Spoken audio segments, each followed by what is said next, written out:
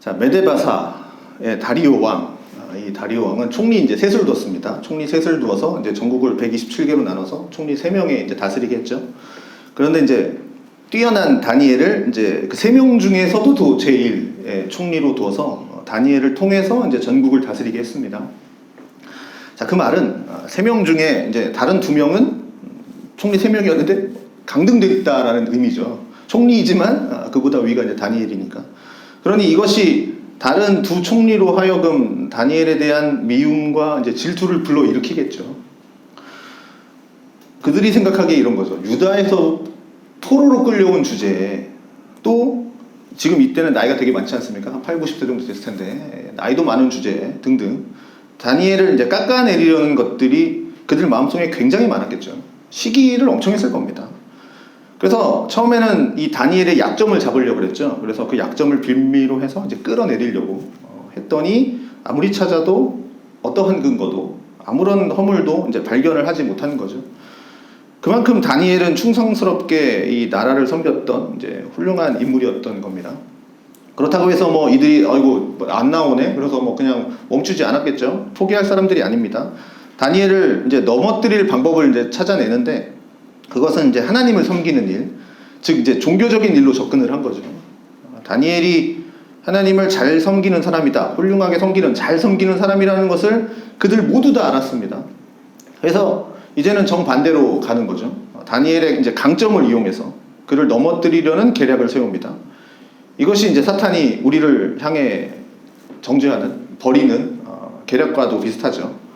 우리는 보통 우리의 약점을 조심하면 사단의 공격에서 넘어지지 않을 거다라고 생각하지만 사단은 우리의 약점뿐만이 아니라 우리의 강점을 통해서도 우리를 넘어뜨리려고 합니다. 그래서 이들이 왕에게 이제 하나의 법을 제안하죠. 30일 동안 왕 외에 어떠한 신이든지 어떠한 사람이든지 누구에게 어쨌든 구하면 그 사람은 사자굴에 던져 넣읍시다 라고 하는 명령을 이제 만들고자 제안을 합니다. 그래서 총리와 고관들 그리고 이들이 모여서 이제 왕에게 이 법령을 제안을 하는데 지난주 보았던 이제 7절의 말씀을 보면 모든 총리와 지사와 총독과 법관과 관원이 의논하고 왕에게 법률을 세웠다 이렇게 얘기하죠. 그러니까 모든 총리와 지사와 뭐 이렇게 쭉 나오지 않습니까? 자, 그런데 가장 중요한 총리 한 명 빠졌죠. 다니엘은 이 법령 세우는데 같이 논의하지 않았습니다. 그러니까 어쨌든 이것도 거짓말이죠. 그런데 이제 그들이 제안한 법령을 왕의 입장에서는 이제 무시할 수가 없는 거죠. 거부할 이유도 없습니다. 왕이요, 당신을 높여드리겠습니다. 뭐 이러니까 뭐 나쁠 것도 없고 이 다리오 왕이 뭐 하나님을 섬기는 사람도 아니고 내가 신이다 이런 사람이니까. 그리고 뭐 이번 기회를 통해서 이 큰 땅, 이 제국을 자신의 통치 아래 나를 신격화하면서 보통 이제 그렇게 독재 국가가 그렇게 하지 않습니까? 이제 신격화하지 않습니까? 그래서 자신의 통치 아래 하나로 모을 수 있는 너무나도 좋은 기회니까 뭐 왕에게도 좋은 일이죠. 그래서 이 법령을 세우고 이제 조서를 쓰고 이제 자기의 이제 도장을 거기에 이제 도장을 이제 찍습니다. 그런데 이제 도장을 찍는 전제가 뭐냐면 이제 왕의 도장이 찍힌 것은 그 누구도 바꿀 수 없다. 이 법령은 고칠 수 없다. 바꿀 수 없다. 심지어 왕 자신이라 할지라도 왕의 도장이 찍혔기 때문에 이 조서의 내용은 바꿀 수 없다. 이것이 이제 전제인 거죠. 자, 이런 상황 속에서 다니엘이 어떻게 했는지를 우리가 지난주에 봤습니다. 그래서 다니엘의 기도의 특징, 다니엘이 이 조서에 도장이 찍힌 것을 알고도 몰랐던 게 아니죠. 알았으면서도 그는 예루살렘으로 향한 창문을 열고 전에 하던 대로 하루 3번씩 무릎 꿇고 하나님께 기도했습니다. 그러니까 이제 30일 동안 왕 외에 다른 누군가에게 구하면, 그러니까 기도하면 사자굴에 떨어진다는 것을 알면서도 그는 뭐 사실 30일 동안만 그러니까 숨어서 기도할 수도 있었고, 그다음에 30일 동안만 잠깐 기도를 쉴 수도 있었고, 아니면 남들 몰래 뭐 밤에 아니면 이불을 덮어쓰고 아니면 숨어서 기도할 수도 있었지만 그는 전에 하던 대로 예루살렘을 향해서 하나님의 성전이 있는 그곳을 향해서 문을 열고 늘 하던 대로 뭐 오늘만 특별히 한 거 아니죠. 그냥 늘 하던 대로 기도했다라는 거죠. 자, 그리고 그 기도의 내용이 뭐였냐? 지금 뭐 이 나이가 되도록 내가 하나님 이렇게 열심히 했는데 뭐 나를 시험하십니까? 하나님을 향해서 원망한 기도가 아니라 하나님께 이제 감사를 드리는 내용의 기도였고요. 그리고 그것이 다니엘의 기도의 특징이었다라고 이제 지난주에 살펴봤습니다. 이게 지난주까지 내용입니다. 그러면 이제 그 결과가 어떻게 될 것이냐. 이제 오늘 볼 것이 그 내용이죠. 이제 이거 이후의 결과가 어떻게 될 것이냐. 11절입니다. 무리들이 모여서 다니엘이 하나님 앞에 기도하며 간구하는 것을 발견했다. 라고 이제 11절에 나옵니다. 자, 그러니 이제 이들의 관심은 온통 이제 다니엘에게 쏠린 겁니다. 이 법은 다니엘을 위한 법이에요. 다니엘을 올가매려고 하는 법입니다. 그들은 다니엘이 기도할 거를 알았습니다. 이 사람은 하나님을 잘 섬기는 사람이니까 협박하면 신앙을 포기할 거야. 그런 기대로 하는 거 아닙니다. 이렇게 하더라도 이 다니엘은 반드시 하나님 앞에 기도할 거야. 그 확신이 있었습니다. 그런데 정말 다니엘은 그렇게 한 거죠. 자, 그런데 재밌는 건 그 무리가 모여서 다니엘이 기도하는 것을 발견했다. 무리가 모여서 봤다라는 겁니다. 이 사람들 지금 고관들, 뭐 총리들 다 이런 사람들입니다. 고관들이죠. 그러니까 높은 사람들이죠. 총리, 고관. 그러니 사실은 뭐 이 정도쯤이면 누구 한 명 보내서 이렇게 그냥 수하 하나 보내서 은밀히 숨어서 다니엘이 기도하는 장면을 포착해라. 아니면 뭐 그거 보고해라. 이게 아니라 지금 그 무리들이 직접 본 거예요. 그 무리들이 모여서 다니엘의 집 앞에 가서 그러니 그것을 알면서도 다니엘은 기도했다라는 겁니다. 다니엘이 기도할 때 이들은 쾌제를 불렀겠죠. 그리고 이제 곧장 이제 빨리 이 현장범이니까 곧장 이제 그 왕 앞에 갔겠죠. 달려갑니다. 그리고 왕에게 다시 한번 이제 왕이여 그 조서의 내용을 한번 다시 한번 상기시켜 줍니다. 뒤에 보면 나오죠. 왕도 대답을 해요. 이 일 확실하다. 이거 맞아. 메데바사에서 고치지 못하는 규례야. 하고 왕이 다시 한번 확인을 시켜줍니다. 쭉 뒤에 나옵니다. 그때 이들이 이제 다니엘을 이때 이제 고발을 하는 거죠. 13절이죠. 그들이 왕 앞에서 말하여 이르되 왕이여 사로잡혀온 유다 자손 중에 다니엘 이렇게 이제 시작을 합니다. 자, 이걸 보면 다니엘은 지금 신분이 뭡니까? 총리죠. 총리 중 한 명이고 또 왕이 총리 중에서도 가장 으뜸으로 여기는 세운 그 인물을 이들은 이렇게 보고 있다라는 겁니다. 총리로 보지 않는 거죠. 사로잡혀온 유다 자손 중에 다니엘. 거기에 얼마나 일을 가는 듯한 감정이 느껴지십니까? 총리인데 나이도 많으신 분인데 이렇게 보고 있는 거죠. 자, 그럼 뭐라고 돼 있습니까? 사로잡혀온 유다 자손 중에 다니엘이 왕과 왕의 도장이 찍힌 금령을 존중하지 아니하고 하루 3번씩 기도하나이다. 이제 고발을 하는 거죠. 자, 왕의 법령을 지키지 않았으니 다니엘은 왕을 무시한 겁니다. 이제 그걸 고발한 거죠. 그런데 우리가 좀 2장 돌아보시면 느부갓네살 기억하십니까? 그때 큰 신상 세워놓고 절하지 아니하면 풀무불에 던져 넣을 거다. 그때 세 친구는 절하지 않죠. 그때 느부갓네살은 뭐라 그랬습니까? 처음에는 이렇게 좀 얘기하다가 난 그리 아니하실지라도 안 하겠다 그랬더니 뭐 분노하죠. 느부갓네살은 어떻게 그럴 수 있냐? 어떻게 내 말 안 듣냐? 막 이렇게 얘기하죠. 근데 오늘 이 다리오 왕은 어떠냐면 그때 그 느부갓네살이랑 비교했을 때 다니엘이 조서를 어겼어요. 뭐 화를 내거나 분노하지 않아요. 이 다리오 왕은 오히려 뭐라 그럽니까? 오히려 심히 근심하게 되었다 라고 되어 있습니다. 심히 근심했습니다. 이유는 이 다니엘을 진심으로 총애한 것 같아요. 진짜 총애했던 것 같아요. 비록 유다에서 끌려온 포로였지만 그래도 이 다니엘의 민첩함, 뭐 충실함, 어쨌든 뭐 하는 행동 거지들 모든 것들을 보면서 이 다리오 왕이 정말 다니엘을 사랑했던 것 같아요. 그가 이 법령의 조서를 내리고 도장을 찍을 때 조금이라도 다니엘을 생각했다면 다니엘이 있었지라고 생각을 했다면 아마 이렇게 하지는 않았을 것 같아요.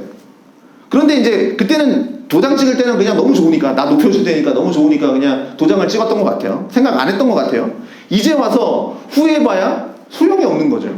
아무리 왕이라고 해도 이 조서의 내용에 이미 도장을 찍었기 때문에 고칠 수가 없는 거죠. 물론 바꿀 수 있는 방법이 있습니다. 뭐냐면 그건 자신의 잘못을 인정하면 됩니다. 야, 내가 잘못했다. 내가 이거 잘못 쓴 거야. 왕이 인정하면 되죠. 그리고 이제 지난번 조서 취소하고 다시 바꾼다. 뭐 거기다 다니엘만 예외. 뭐 이렇게 적을 수도 있겠죠. 그런데 그렇게 하면 왕은 이때 신인데 이게 신이 그렇게 막 이렇게 후회할 짓을 하면 안 되고 실수하면 안 되잖아요. 체면 깎입니다. 체면 무너집니다. 이거 내린 지도 얼마 되지도 않은 거예요. 그때 내가 실수했다 라고 고치면 이건 왕의 완전 신의가 무너지는 것이기 때문에 이제 그렇게 할 수 없어요. 왕의 자존심 때문에. 그렇지만 또 반대로 뭡니까? 왕은 다니엘을 죽도록 내버려 두는 것을 또 그냥 둘 수가 없어요.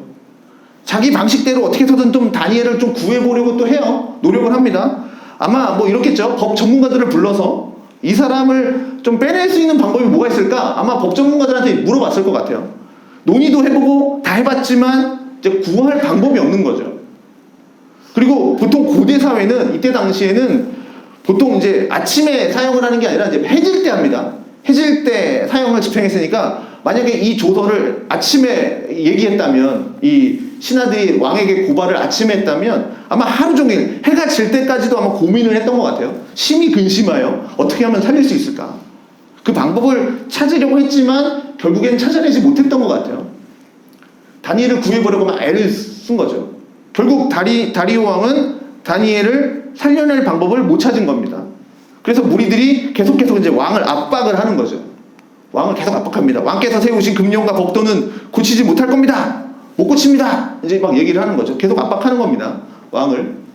자, 그래서 결국 왕은 이제 내리죠. 명령합니다. 다니엘을 끌어다가 사자굴에다 던져넣어라. 이렇게 얘기를 합니다. 그때 이 왕이 뭐라 그럽니까? 사자굴에 던져지는 다니엘에게 이렇게 얘기하는 거죠. 네가 항상 섬기는 너의 하나님이 너를 구원하시리라. 자, 그러니 모든 총리들과 고관들과 사람들이 다니엘이 하나님을 충성스럽게 섬겼다라는 걸 이 고관들, 총리들이 다 알고 있었듯이 왕도 알고 있었다는 거예요. 이 왕도 이 다니엘이 항상 하나님을 섬기는 것을 너무나도 잘 알고 있었던 겁니다. 너의 하나님이 너를 구원하시리라. 왕도 너무 잘 알고 있었던 거죠. 비록 이 나라의 왕인 나는 너를 못 구원해 주지만 네가 항상 너 다니엘이 섬기는 너의 하나님은 너를 구원해 주시기를 바란다 라고 말하면서 이제 다니엘을 이제 사자굴에 던져 넣어버립니다. 그리고 이제 조치가 취해지는데 어떻게 조치가 취해지냐면 굴에다 넣고 이제 돌을 굴립니다. 앞에 이제 돌을 굴려다가 입구를 막습니다. 입구를 막고 거기에다가 이제 왕의 도장을 찍고 귀족들의 도장을 찍고 이렇게 봉해버립니다. 돌을 아무도 그 돌 못 굴리게 도장을 찍어서 누군가 그걸 굴리면 이제 그 조서가 찢어지니까 도장이 찢어지니까 못하게 원천 봉쇄를 해버립니다. 집어넣고 굴로 막아버립니다. 그런데 이제 18절 보십시오. 왕이 궁에 돌아가서는 왕이 이제 궁에 돌아갔죠. 밤이 새도록 금식하고 그 앞에 오락을 그치고 잠자기를 마다하니라. 자, 다니엘을 사자굴 속에 넣은 이 왕은 지금 밤새도록 잠을 못 자요. 그 나라에서 가장 왕이니까 가장 화려한 곳에서 살고 그다음에 가장 왕이니까 가장 편안한 밤을 보낼 수 있고 가장 영양가 있는 음식과 맛이 좋은 음식을 먹을 수도 있고 가장 즐거운 일을 할 수도 있는 그 당시의 제국 페르시아 그 최고의 권력자인 이 왕이 밤이 새도록 금식하고 오락을 그치고 잠을 못 잤다. 걱정과 근심에 쌓여서 밤을 지새웠다 라는 거죠. 가장 높은 왕이. 이상합니다.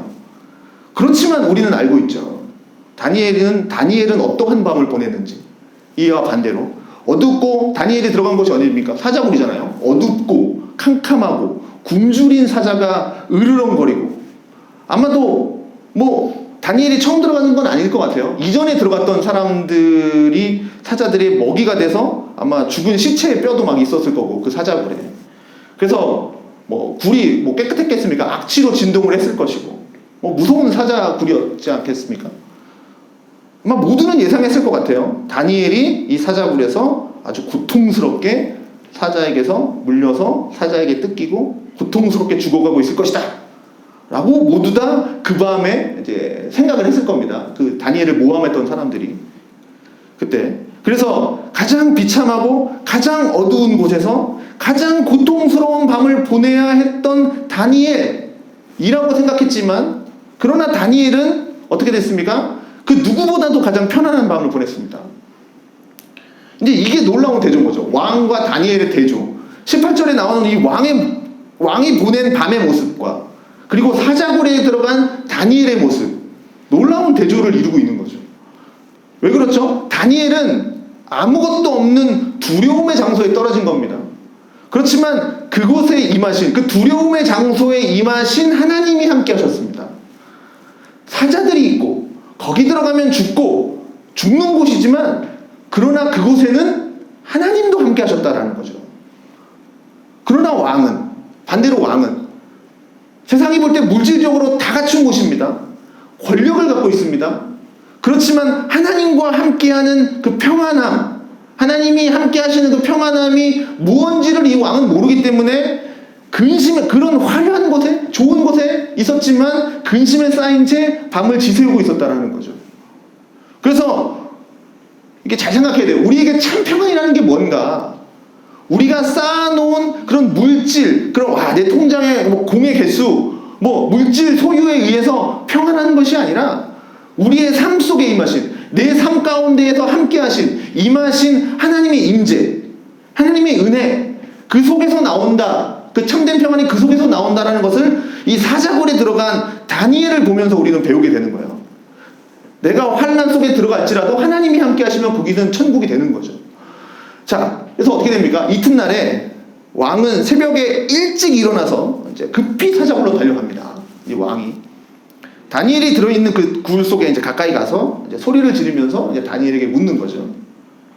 아마 이 당시 확률적으로 보면 이미 죽어서 의식이 없을 다니엘이라고 생각하지만 혹시라도 살아있을까? 새벽 일찍 다니엘을 부르는 거죠. 이렇게 외칩니다. 뭐라고 부릅니까? 살아계시는 하나님의 종 다니엘아, 내가 항상 섬기는 내 하나님이 사자들에게서 능히 너를 구원하셨느냐? 이제 왕이 외치는 거죠. 이렇게 외치는데 아무 음성이 들리지 않아야 정상인데, 그런데 놀랍게 다니엘의 음성이 들립니다. 22절이죠. 왕이여, 원하건대 왕은 만수무강하소서.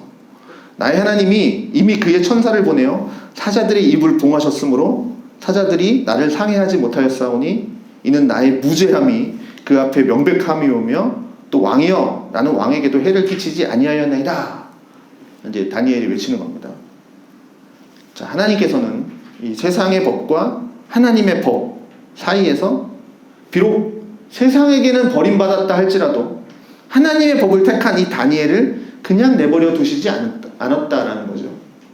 하나님은 이전에 풀목불에 들어간 이 세 친구들, 다니엘의 세 친구들에게도 그들의 머리털 하나도 그을리지 않고 그들의 옷자락도 하나도 변하지 않고 불탄 냄새도 없게 지켜주셨듯이 이번에도 이렇게 다니엘을 지켜주십니다. 자, 다니엘이 사자굴에 들어가기 전에 이미 천사를 보내서 그 사자들의 입을 봉하셨죠. 자, 사자들이 다니엘을 먹잇감으로 보고 아무리 다니엘을 물어서 뜯으려고 해도 이제 그렇게 할 수가 없었던 거죠. 왜냐하면 하나님이 보호하셨기 때문에. 그러니 잘 보십시오. 모든 사람이 볼 때 여기 이 굴은 사자굴입니다. 사자굴. 눈으로 볼 때 사자굴입니다. 즉 여기 떨어지면 살아나올 수가 없는 죽음의 굴입니다. 사자굴이에요. 그냥 들어가면 죽는 거예요. 그런데 지금 다니엘에 들어간 이 사자굴은 어떻게 된 겁니까? 하나님의 임재를 나타내준 천사의 굴로 바뀐 겁니다. 바뀌었어요. 사자굴이었는데 천사의 굴로 바뀐 거죠. 다리오가 잠을 못 이루고 있었던 그 밤에 다니엘은 이 사자의 털을 베개 삼아서 천사와 함께 하나님의 나라를 아마 이야기했을 그 모습을 우리는 충분히 상상해 볼 수 있습니다. 천사가 사자의 입을 막고 하나님의 종을 안전하게 지켜줬던 겁니다. 자, 이 고대 근동에서 죄를 범한 자가 있어요. 예전에 이렇게 그런 것도 있었죠. 예전에 무슨 병이죠? 흑사병 할 때 이제 마녀 사냥 같은 거 하잖아요. 자, 그래서 고대 근동에서 죄를 범한 자가 있으면, 그러니까 이 사람은 죄를 졌다라고 있으면 물속에 빠뜨리는 형벌이 있습니다. 그래서 너 죄 졌어? 그러면 이제 가둬서 이제 물속에 빠뜨리죠. 물속에 빠뜨려서 죽으면 그 죄가 확실한 겁니다. 너는 죄를 졌기 때문에 죽은 거야. 그런데 물에 빠졌는데 이 사람이 살아났어. 물에 빠졌는데도 살아났어. 그러면 그 사람은 죄가 없는 겁니다. 그런 형벌이 있었어요. 고대 근동에는 이 사람이 죄가 있는지 없는지 판단합시다. 그래갖고 이제 물에 빠뜨려 버리는 거죠. 자, 그런 것처럼 이제 다니엘을 이렇게 건지셨는데 뭐냐면 사자굴에 들어가서 만약에 거기서 죽었으면 그의 죄는 명백한 겁니다. 죄를 지었으니까 사자굴에 죽은 겁니다. 왕을 무시하고 법령을 어긴 사람이 되는 거죠. 그러나 사자굴에 들어갔는데 산채로 나왔잖아요. 어디 물어 뜯겨서 겨우 숨만 붙어서 나온 게 아니라 어떤 해도 입지 않은 채 완벽하게 살아나온 거예요. 그렇다는 건 뭡니까? 다니엘의 죄가 없다라는 거예요. 무죄함이 판명된 거죠. 죄가 없다라는 게 밝혀진 겁니다. 고대 사회는 이제 그런 거죠. 일종의 이제 물에 빠진 심판을 하는 거죠. 그래서 다니엘도 말하는 거죠. 이는 나의 무죄함이, 내가 죄가 없다라는 게 그 앞에, 그러니까 하나님 앞에서도 나의 무죄함이 명백하고, 또 왕이여, 나는 왕에게도 해를 끼치지 않았습니다. 명백하다. 나는 왕에게 해를 끼친 적이 없다. 그것이 명백하게 드러났다. 내가 살아남으로 인해서. 이제 그 얘기를 하는 겁니다. 하나님이 나의 심판자라는 뜻을 갖고 있는 이름의 뜻이 다니엘입니다. 자, 그 이름의 뜻처럼 하나님이 심판자가 되셔서 죄가 없는 다니엘의 무죄를 입증해 주신 겁니다. 그러니 왕은 매우 기쁜 거죠. 그리고 놀라운 반전이 일어나는데, 다니엘이 사자굴에 들어갔는데 살아나왔잖아요.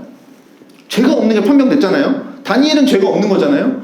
그러면 다니엘을 사자굴에 넣기로 작정한, 모의한 그 사람들이 거짓말을 한 거니까, 이 사람은 죄가 있습니다 이렇게 하고 집어넣은 거니까 그들의 죄가 드러난 겁니다.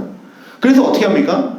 다니엘을 참소한 자들과 그들의 가족들까지 다 사자굴에 집어넣는 형을 이제 받게 되는 거죠. 자, 그런데 그들이 그 사자굴에 들어갔을 때, 이제 모의했던 사람들이 사자굴에 들어갔을 때 무슨 일이 일어나냐면, 그들이 굴 바닥에도 닿기 전에 사자들이 그들을 움켜서 그 뼈까지 다 부서뜨리는 일이 일어납니다. 자, 이건 뭘 뜻하냐면, 다니엘이 사자굴 속에 들어갔는데 사자들이 항상 굶주린 게 아니지 않습니까?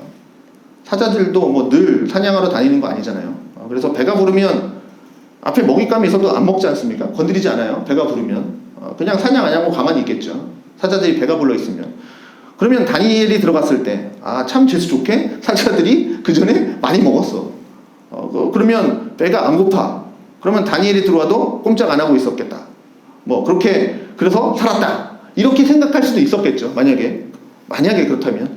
그런데 지금 다니엘이 나오자마자 이 사람들을 집어넣는데 그들을 향해서 바로 달려드는 것, 발도 닿기도 전에 달려들었다라는 것은 그만큼 사자들이 굶주렸었다라는 거죠. 발도 닿기 전에 이제 알가 먹었으니까. 자, 그러니 사자들이 배가 불러서 다니엘을 건드리지 않았다. 그게 아니라 하나님이 다니엘을 사자들로부터 보호해 주셨다라는 것을 다시 한번 확인해 주는 모습이 그들을 굴 속에 넣었을 때 나타난 일을 통해서 보여주는 겁니다. 그러면서 이제 25절에서부터 27절까지 보면 다니엘이 이제 새로운 조서를 내립니다. 25절부터 이에 다리오 왕이 온 땅에 있는 모든 백성과 나라들과 언어가 다른 모든 사람에게 조서를 내려 이르되, 원하건대 너희에게는 큰 평강이 있을지어다. 내가 이제 조서를 내리노라.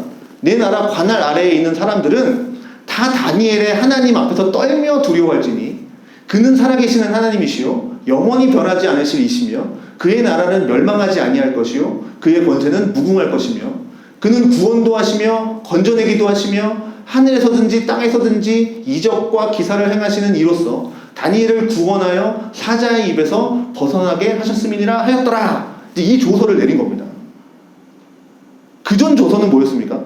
자기 외에 다른 신에게, 그죠? 나 말고 다른 사람, 다른 신에게, 다른 누군가에게 기도하면 사자굴에 던져놓겠다. 이 조서 아니었습니까? 라고 했으나 이번 조서는 뭡니까? 사자굴에서 구원해 주신 다니엘의 하나님을 두려워해라. 그 하나님 앞에서 두려워해라. 그 하나님의 영광과 능력을 선포하는 내용으로 바뀐 겁니다. 그 조서가 바뀌어버린 거예요. 물론 그 누구도 명령과 법으로 하나님을 믿게 할 수 없어요. 뭐 명령을 했다고 하나님 믿게 할 수 없고, 또 명령으로 하나님을 믿지 못하게 억압할 수도 없지만, 그러나 이 다리오의 조서는 하나님의 그 역사를 명확하게 선언하는 일종의 명령문이 된 거죠. 하나님께서 느부갓네살을 통해서도 하나님의 위대함을 선포하게 하셨듯이 그 바벨론에, 지금 이번에도 이 페르시아의 다리오 왕을 통해서 하나님의 영광을 지금 드러내게 하신 겁니다. 자, 오늘 이 다니엘이 사자굴에 들어갔다 나오는 이 이야기를 보면서 이제 한두 가지 정도 질문을 하면서 이제 마치도록 하겠습니다.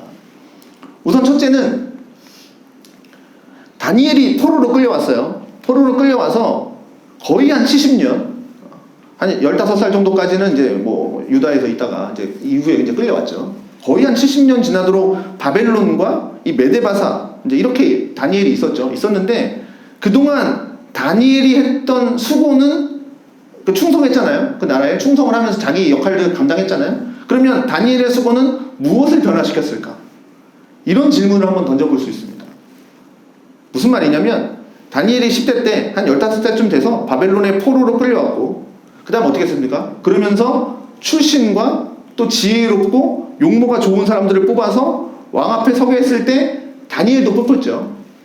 그래서 1장에서 뭡니까? 왕이 주는 그 음식과 포도주로 자기를 더럽히지 않게 하기 위해서 뜻을 정했고 그렇게 하는 것을 시작으로 해서 그는 인정받고 높은 자리까지 왔습니다. 그리고 우리가 6장까지 봤듯이 매우 성실하게 충성스럽게 그 나라를 섬겼고 또 하나님은 그에게 모든 사람보다 더 뛰어난 지혜를 허락해 주셨고 그래서 지금 이 사자굴에 올 때까지도 아주 민첩하고 아주 훌륭한 사람이었습니다. 그렇게 성실하게 충성되게 섬겼습니다. 이 사람이 뭐 잘못한 게 있나? 찾아봐도 어떤 것도 안 나와요. 허물이 없는 사람이었습니다. 그런데 그렇게 다니엘이 그런 섬김으로 인해서 무엇이 변했습니까? 이 다니엘이 이렇게 섬김으로 인해서 변한 게 있습니까? 바벨론의 통치자들이 변했습니까? 아니면 이런 걸로 인해서 세상이 바뀌었나요?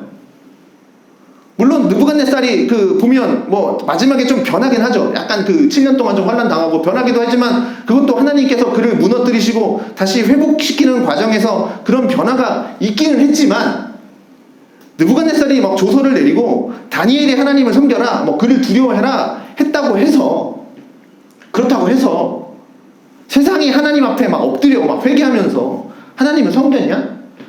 그렇지 않다라는 거예요.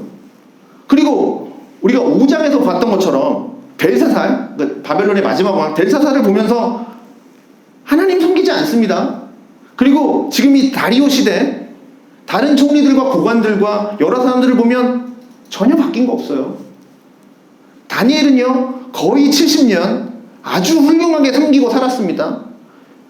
그렇게 살았지만 여전히 세상은 자신의 이익을 위해서 살아가요. 수많은 우상들을 섬기면서 살아가고 있고요. 자신에게 해가 되는 것이 있으면 어떤 거짓을 일삼든지 몰아내려고 하는 시대가 바로 이 다니엘이 살고 있는 이 시대였습니다. 그토록 허물없이 충성스럽게 섬겼다면 그를 본받는 자들이 좀 생기고 그렇지 않아요? 내가 그렇게 충성스럽게 섬기고 하나님을 그렇게 섬기고 막 했다면 좀 야 다니엘 대단하다 그거를 좀 보는 사람들이 좀 생기고 그가 총리로 있었다면 총리면 왕 바로 밑인데 2인자인데 정치적으로도 가장 앞에서 나라를 다스리는 지위에 있으니까 그를 통해서 뭔가 좀 세상도 좀 바뀌고 뭔가 좀 제도도 좀 바뀌고 문화도 좀 바뀌고 해야 할 것 같지만 이렇게 노년이 된 다니엘에게까지도 그런 거 보이지 않아요. 바뀐 거 없어요. 오히려 예전에 있었던 시련보다 더 큰 시련, 아주 더 큰 시련이 왔습니다. 주어진 거죠. 이것을 보더라도 한 사람이 이렇게 하나님 앞에 충성스럽게 섬기면서 세상 앞에서 죄가 드러나지 않도록 열심히 살아가고 있지만 그러나 세상은 여전히 바뀌지 않아요. 여전히 바뀌지 않고 사람들은 여전히 변하지 않습니다. 하나님의 공의로운 통치가 이루어지고 있는 것처럼 보이지도 않아요. 그리고 하나님을 섬기는 사람들은 여전히 소수예요. 그런데도 불구하고 하나님의 뜻대로 일하는 사람도 여전히 소수입니다. 다니엘이 이 정도까지 했는데 그렇게 높은 위치까지도 갔는데 그러니 다니엘이 70년이 넘게 이렇게 살아가고 있을 때 그 어떠한 변화도 일어나지 않고 있는 상황을 보면서 우리도 살다 보면 내가 하나님을 위해서 이렇게 섬기는데 내가 하나님을 섬기면서 이렇게 사는데 왜 어떠한 변화도 일어나지 않지?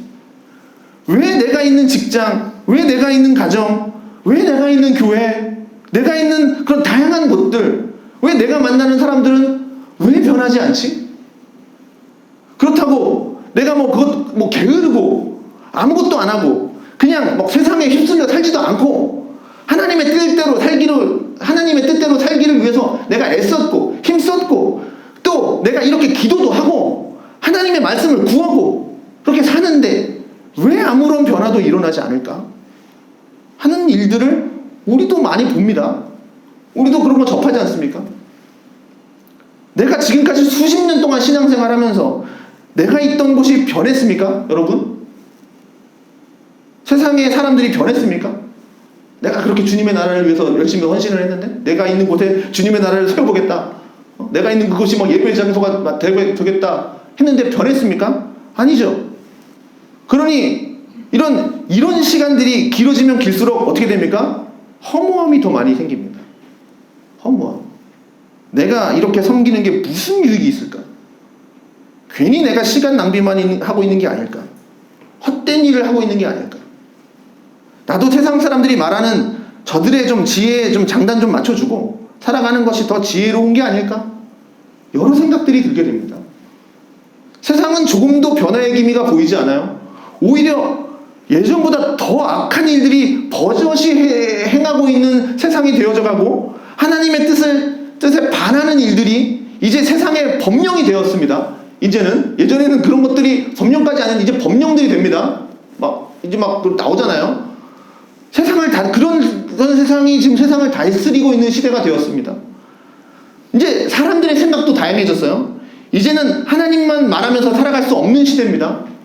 그런 세상에서 하나님을 믿는 것이 주류가 아닌 이 시대 속에서 그런 세상 속에서 그리스도인으로 살아간다라는 것. 낙심될 일도 많고요. 허무하다는 생각이 들 때도 있고요.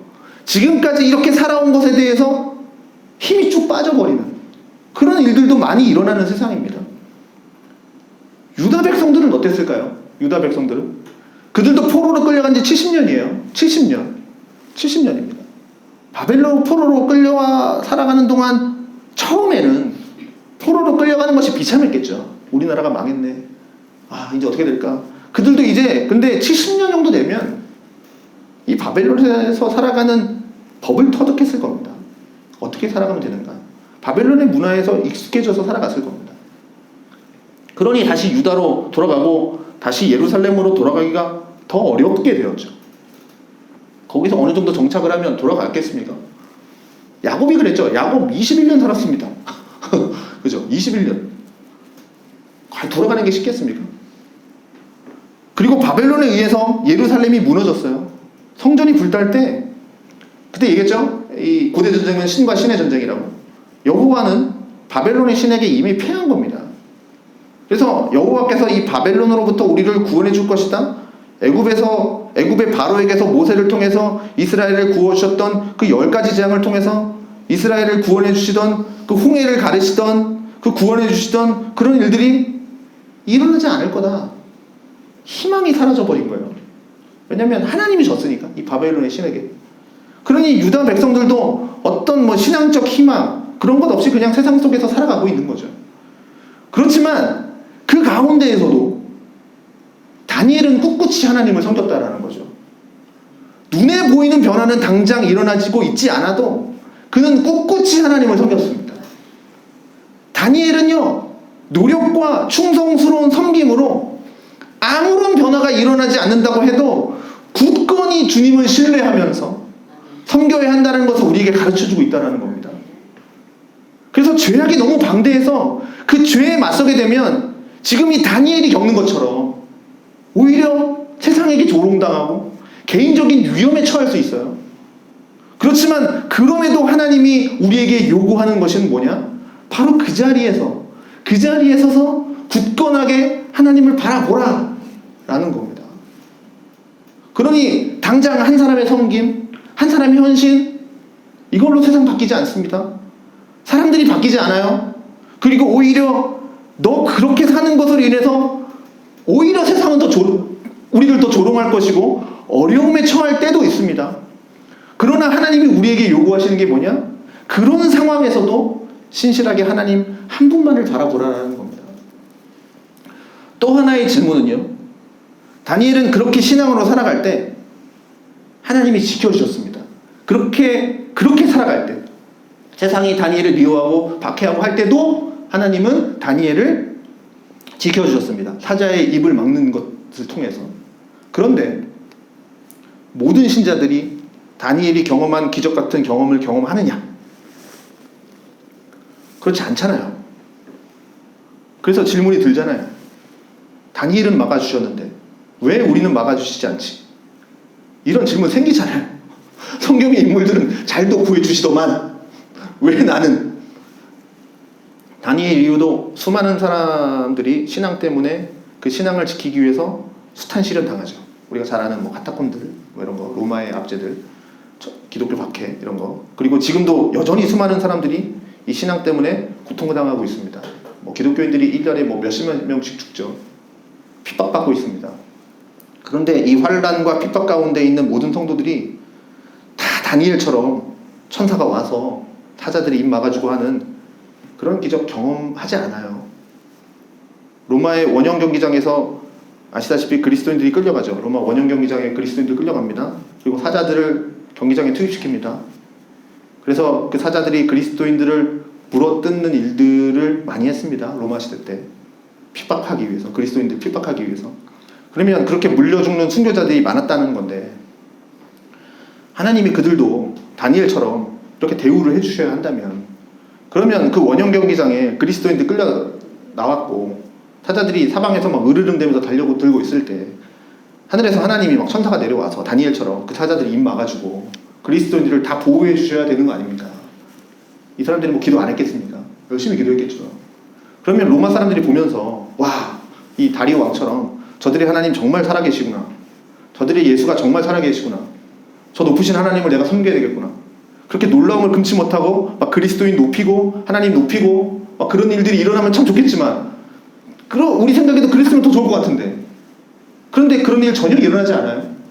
그냥 그들의 놀잇감으로 그냥 비웃음당하고 조림당하고 조롱이 된 채 팔다리 뜯겨면서 죽어나간단 말이죠. 그러니 다니엘은 이렇게 하나님이 놀랍게 살려주셨지만 그건 다니엘일 뿐이고 거의 대부분의 사람은 이런 위험 속에서 그냥 그대로 죽임 당한다는 거죠. 그래서 다니엘의 이야기는 성경에 나오는 이야기, 그냥 성경에 좋은 얘기, 다니엘은 그냥 특별한 사람. 그런데 실상은 그렇지 않아. 그렇게 생각을 한다면 우리는 하나님 한 분만 의지하며 살기에 너무 힘들죠. 괴로운 세상을 살아가고 있고 그것 때문에 우리는 낙심에 빠질 수 있습니다. 그렇지만 이 질문에 우리는 이분을 생각하면 답이 나옵니다. 바로 예수 그리스도십니다. 바로 다니엘을 죽이기 위해서 사람들이 모의를 꾸몄죠. 다니엘을 죽이기 위해서. 예수를 죽이기 위해서 어떻게 합니까? 바리새인들, 사람들이 모의를 합니다. 예수를 죽이기 위해서. 다니엘을 잡아놓기 위해서 근거를 찾죠. 그 어떤 허물도 근거도 찾아낼 수 없었습니다. 예수를 잡아 죽이기 위해서 예수에게도 근거를 찾지만 그 어떠한 허물도 찾아낼 수가 없었습니다. 다리오가 다니엘을 살려보기 위해서 애를 썼죠. 근데 못 살렸죠. 빌라도가 자신 앞에 재판받으러 온 예수를 보면서 그에게 죄가 없다는 걸 빌라도는 알았죠. 그래서 그를 살려보려고도 했죠. 그는 그것을 못하고 십자가의 처형을 내리죠. 다니엘이 사자굴 속에 들어갔습니다. 그리고 사자굴 입구를 돌로 막아서 봉인해버렸죠. 예수님도 십자가에서 죽으시고 무덤으로 들어가셨고 무덤문을 돌로 막고 병사들이 지켰습니다. 그런데 다니엘은 살아나왔죠. 예수님도 무덤에서 살아나오셨죠. 다니엘이 죄가 없다는 게 증명이 됐죠. 예수님이 무덤에서 살아나오심으로써 예수님도 죄가 없다는 게 나타난 겁니다. 이해하셨죠? 다니엘을 통해서 하나님의 영광이 선포되었듯이 예수 그리스도를 통해서 모든 이름 위에 뛰어난 이름, 그 예수님은 그 이름을 가지시고 모든 권세를 가지시고 모든 것이 예수님의 이름 앞에 무릎 꿇는 일이 일어났습니다. 부활하심으로 인해서. 이렇듯 다니엘의 모습이 예수님의 모습을 잘 보여주고 있습니다. 그렇지만 다른 점이 하나 있습니다. 다니엘은 사자굴에 들어갔지만 다니엘은 죽지 않았죠. 그러나 예수님은 십자가에 매달리게 되셨는데 거기서 죽었습니다. 죽으셨어요. 다른 점이죠. 그리고 다니엘은 사자굴에서 죽지 않았지만 사자굴에서 나오고 난 후에 언젠가는 죽었겠죠. 다니엘은 언젠가는 죽었겠죠. 그러나 예수님은 죽으셨고 무덤에 묻히셨고 무덤에서 다시 살아나오셨는데 예수님은 지금도 살아계십니다. 이게 다른 점이에요. 그러니 보십시오. 하나님의 아들이신 예수 그리스도께서도 순결하신 하나님의 아들을 죽이기 위해서 세상에서는 그렇게 막 모의를 꾸미고 세상은 그 예수님을 죽이기 위해서 혈안이 돼서 달려들었습니다. 그리고 하나님은 사자의 입을 막으셔서 다니엘을 살려내셨던 것처럼 하나님의 아들이 십자가에서 죽으실 때 그러한 기적을 통해서 아들을 살려내지 않으세요. 그런 방법으로 살려내셨다면, 그 사자들의 입을 막아서 그런 방법으로 예수님을 살려내셨다면, 그러면 그를 십자가에 못 박으려고 할 때 그 못이 막 부러져. 막 이렇게 예수님 박으려고 그러면 못이 막 부러져. 그를 십자가에 못 박아 매달았다면 막 부러지는 일들이 일어나서 그렇게 하지 못하도록, 다니엘처럼 막 그런 일들이 일어나야 하겠지만 그런 일은 일어나지 않아요. 그대로 십자가에서 그냥 달려서 죽으셨단 말이죠. 그러니 다니엘에게는 죽지 않는 기적이 일어났지만, 잘 들으십시오. 죽지 않는 기적이 일어났지만 이후에 죽었지만 하나님의 아들 예수님은 죽으셨습니다. 그것이 세상에서 사는 하나님의 백성들의 모습입니다. 이것이 세상에서 사는 하나님의 백성들의 모습이에요. 세상은 그리스도를 섬기는 자들을 죽이기 위해서 달려드는 겁니다. 그게 세상입니다. 그리고 하나님은 때로 살리기도 하시지만 다니엘처럼 그냥 죽게 내버려 두실 때도 있어요. 그렇게 본다면 우리들이 겪고 있는 이 다양한 이 고난의 현장들, 그 일들을 통해서 하나님께서 우리를 위해 일하고 계시는 하나님의 일하심의 현장입니다. 그렇지만 우리가 기억해야 할 것, 그렇게 예수님이 죽으셨지만 하나님이 그를 다시 살리셨다라는 거예요. 하나님이 예수님을 다시 살리셨다는 겁니다. 그를 믿는 우리 역시 하나님이 다시 살리실 것이다 라고 하는 것, 그걸 믿는 겁니다. 우리가 평생 살 곳은 이곳이 아니죠. 저 본향입니다. 그래서 오늘 우리가 가져야 할 건 뭐냐면 믿음이라는 겁니다. 믿음. 23절, 왕이 심히 기뻐서 명하여 다니엘을 굴에서 올리라 하매 그들이 다니엘을 굴에서 올린즉 그의 몸이 조금도 상하지 아니하였으니 이는 그가 자기의 하나님을 믿음이었더라. 믿음입니다. 다니엘은 자기의 하나님을 믿었습니다. 사자굴로 떨어진다고 하더라도 하나님을 믿었어요. 그리고 하나님이 그를 살리셨죠. 그 일이 일어난 겁니다. 자, 말씀을 맺겠습니다. 처음에 이 다니엘서가 기록되었을 때, 이 다니엘서가 언제 기록되었냐면 그 당시 포로로 살아가고 있는 백성들을 위해서 쓰여진 책이겠죠. 그 바벨론 페르시아 시대 때. 그러니 포로로 끌려와서 막 실망하고 있고 낙심에 빠져 있고 인생의 소망을 발견하지 못하고 있는 그 포로들이 다니엘의 생애가 기록된 이 1장부터 6장까지의 스토리를 막 읽으면서 아마 이들은 큰 위로를 받았을 겁니다. 이 포로 생활하고 있는 이 유다 백성들에게. 1장 생각나십니까? 다니엘과 친구들이 뜻을 정했죠. 뜻을 정했는데 그때 하나님께서 보여주신 건 뭡니까? 뜻을 정한 다음에 보여주신 거 뭡니까? 내가 너희를 잊지 않겠다. 그거를 그들에게 보여주셨습니다. 다니엘을 통해서. 2장 기억나십니까? 느부갓네살이 꿨던 꿈, 돌이 날아와서 막 그걸 다 깨뜨리는 거, 그것을 통해서 우리에게 가르쳐준 게 뭡니까? 내가 너희들을 구원하겠다라는 겁니다. 내가 너를 잊지 않고 구원하겠다. 3장 생각나십니까? 풀무불에 들어갔던 새 친구들, 그렇게 하지 아니하실지라도 우리는 왕의 신상에 절하지 않겠습니다 라고 했을 때 하나님은 풀무불에 들어간 그들과 함께 하셨죠. 그래서 3장이 우리에게 가르쳐주는 것이 내가 너희와 함께 하겠다. 4장 기억나십니까? 느부갓네살이 들짐승처럼 되었지만 그러나 다시 회개하고 돌아왔을 때 다시 회복시키시는 것, 그래서 겸손한 자를 하나님은 다시 회복시켜 주신다.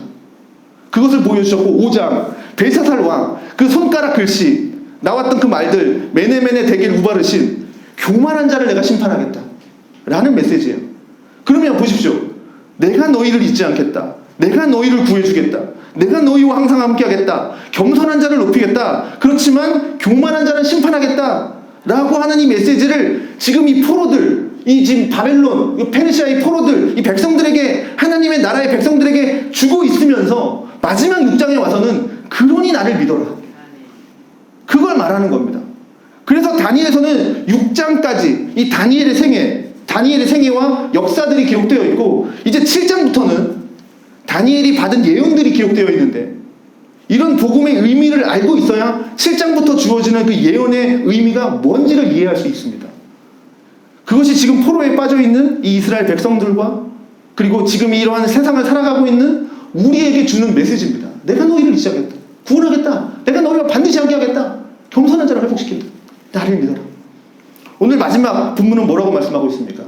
이 다니엘이 다리오 왕의 시대와 바사 사람 고레스 왕의 시대에 형통하였더라. 자, 이것으로 다니엘의 일대기가 끝납니다. 다리오 왕과 고레스 왕을 동일 인물로 보는 견해들이 좀 있습니다. 많이 있습니다. 다리오 왕과 고레스 왕을. 고레스 왕은 생각나시죠?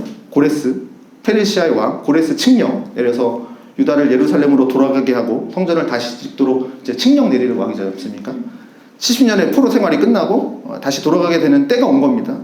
다니엘의 기도가 응답하는 때가 온 겁니다. 그러나 다니엘은 예루살렘으로 돌아가지 못해요. 하나님은 원수들 한가운데 놓여있는 자신의 백성들을 안전하게 지켜주신다는 것을 계속해서 보여주는 겁니다. 원수들 한가운데 있지만 지켜주신다는 것. 포로 생활은 절대로 안전하지 않고 쉽지 않습니다.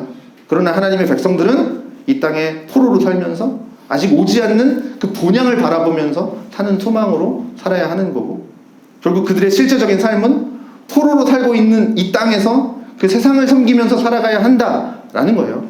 지금 우리의 삶이 그렇습니다. 우리들이 바라봐야 할 본향을 소망하면서 살아가지만 우린 여전히 이 세상 속에서 이 세상을 섬기면서 살아가야 되는 사람이에요. 그리고 지금 우리들이 사는 이 세상은 마치 산길차를 찾기 위해서 우는 사자같이 막 으르렁거리고 있는 이 사자굴에 둘러싸여 있는 이 시대 속에서 마치 그 사자굴 아래서 포로처럼 끌려온 채 살아가고 있는 것과 같습니다. 그러면서 여기서 우리는 이 세상을 살아가는 방법을 터득하죠. 어떤 사람은 이 세상과 살아가는 방법을 터득하는데 타협하면서 살아요. 그러나 어떤 사람은 하나님의 법을 지키기 위해서 위험도 무릅쓰는 법을 터득해갑니다. 우리는 무엇을 터득해가면서 살아가고 있습니까? 세상과 타협하면서 삽니까? 아니면 이 가운데서 하나님의 법을 따르는 법을 터득했습니까? 세상과 타협하는 자들은 비록 그것이 한순간에는 좋아 보이고 그것이 나를 평안하게 해줄 것 같지만, 그러나 다리오 왕이 밤새도록 근심함에 고통 속에서 빠졌던 것처럼 우리는 이 세상과 타협하면서 살아갈 때는 끊임없는 근심과 걱정이 밀려와서 잠 못 이루는 밤이 이루어질 거고요. 믿음으로 하나님의 나라를 기다리면서, 비록 하나님의 나라를 기다리는 것으로 인해서, 그 신앙으로 살아가는 것으로 인해서 내가 위협이 다가온다 할지라도 믿음으로 사는 그 사람들에게는 사람들이 으르렁거리는 이 세상이 천사와 함께하는 천사의 불로 바뀌게 될 것을 경험하게 될 겁니다. 그게 놀라운 비밀인 거죠. 사자굴에서 살고 싶으십니까? 천사굴에서 살고 싶으십니까? 오늘도 하나님은 우리에게 요구하는 것이 뭡니까? 나를 믿으라 합니다. 그래서 다니엘서 1장부터 6장까지를 통해서 우리에게 주시는 교훈이 나를 믿어라. 지금 나의 믿음이 너무 작아서 허무하게 느껴질 때가 있습니다. 또 내가 이렇게 하는 것이 무슨 의미일까? 이런 생각이 들 때도 있습니다. 내가 뭔가 당장 변하지도 않고 아무리 기도를 해도 응답되지 않는 것 같아서 마음이 괴로울 때도 있습니다. 왜 하나님은 다 아시는데 왜 굳이 그것을 우리를 통해서 이야기를 들으셔야만 할까? 그런 생각이 들 때도 있어요. 거기에다 이렇게 이야기를 들으면서도 왜 하나님은 아무 일도 일하시지 않을까? 그런 낙심에 빠지기도 합니다. 그렇지만 그런 순간에도 하나님이 우리에게 바라시는 것은 내가 있는 그 자리에서 충성스럽게 신실하게 나만 바라봐라. 그것이 하나님이 우리에게 주시는 놀라운 일하심입니다. 내가 있는 그 자리에서 충성스럽게 한 걸음 한 걸음 나아가는 우리들 되기를 바라겠습니다.